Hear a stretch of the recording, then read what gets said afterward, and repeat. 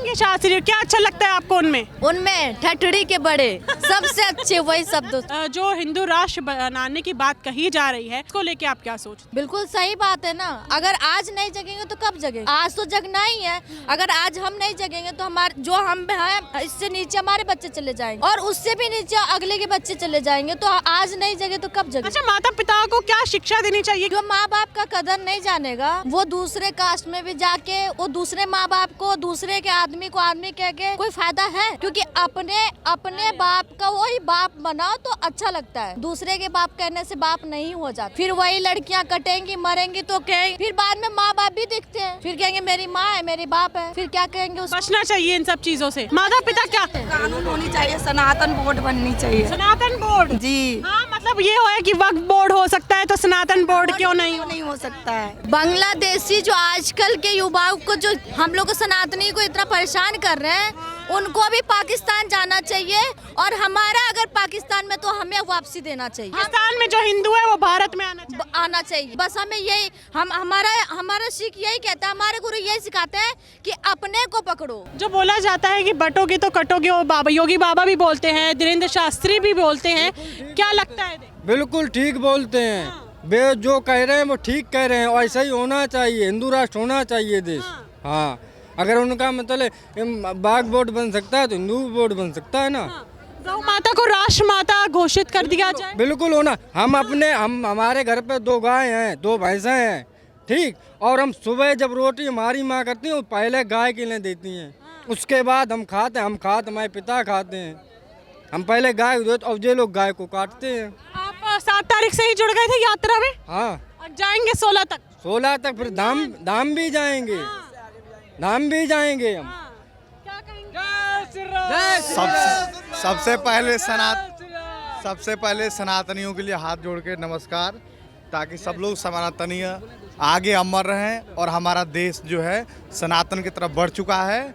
सबसे पहले मैं यही कहना चाहूँगा कि हमारे देश में जो भी ये कल्चर चल रहा है, ये हमारे सनातन होने का सबसे बड़ा प्रमाण हमारे से ही लेके आ रहा है, ताकि हम भविष्य में कभी भी हम लोग का जो आगे वाला भविष्य आए, हमेशा के लिए ये जरूर कहे कि हमारे पूर्वजों ने हमारे लिए कुछ नहीं किया।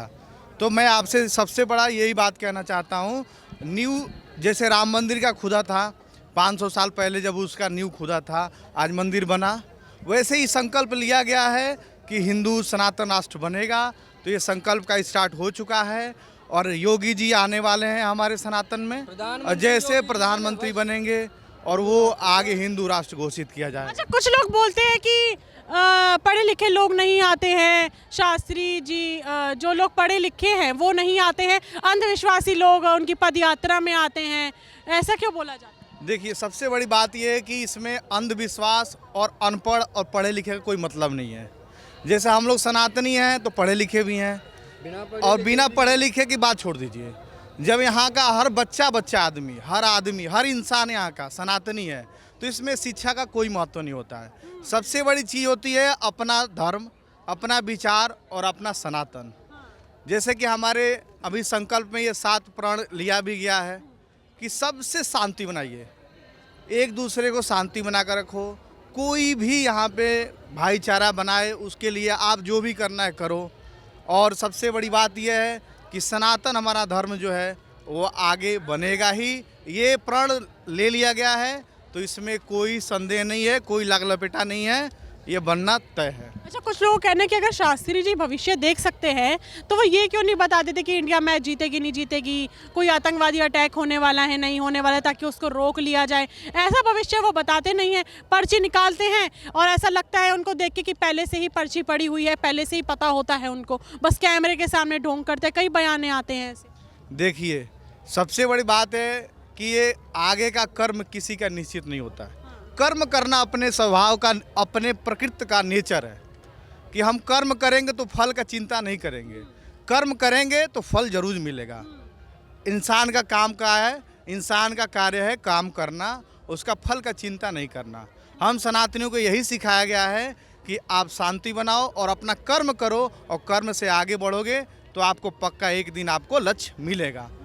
देखिए, मैंने आपको बोला था कि हर चेहरे पे मुस्कुराहट है। लोग इतने किलोमीटर तक यात्रा तय करके आए और फिर ये यात्रा यहाँ नहीं थमेगी, ये यात्रा वृंदावन तक जाएगी। लेकिन किसी एक के चेहरे पे भी शिकन नहीं है, किसी के एक चेहरे पे भी थकान नहीं है, सबके चेहरे मुस्कुराहट है और सबके जुबान पे श्री राम का नाम है। अगली बार हम फिर मिलूंगी आपसे, इस पदरा का एक और रूप हम आपको दिखाएंगे, क्या व्यवस्था कराई गई है वो हम आपको दिखाएंगे और लोगों से बातचीत करेंगे। तब तक के लिए बने रहिए वो न्यूज़ के साथ।